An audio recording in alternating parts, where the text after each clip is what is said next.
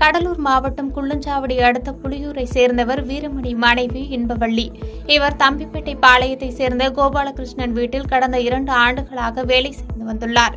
இவர் நேற்று முன்தினம் வேலைக்கு சென்ற நிலையில் வயலில் உயிரிழந்த நிலையில் சடலமாக மீட்கப்பட்டார்.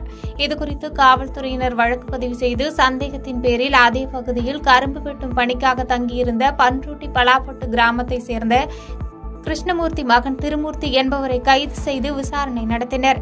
இதில் வேலை முடிந்து வீடு திரும்பிய இன்பவள்ளியை வயலுக்கு தூக்கி சென்று சரமாரியாக தாக்கி கொலை செய்து நகைகளை திருடி சென்றது தெரியவந்தது.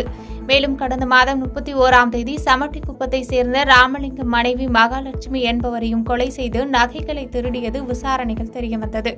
இதனைத் தொடர்ந்து 2 பெண்களையும் கொலை செய்த திருமூர்த்தியை போலீசார் கைது செய்து நடவடிக்கை மேற்கொண்டு வருகின்றனர். பாதகம் செய்பவரை கண்டால் நாம் பயங்கொள்ளலாகாது பாப்பா. மோதி மிதித்து விடு பாப்பா, அவர் முகத்தில் உமிழ்ந்து விடு பாப்பா. அண்மை செய்திகளை உடனுக்குடன் தெரிந்து கொள்ள இணைந்திருங்கள் இயம்நாடு தொலைக்காட்சியுடன்.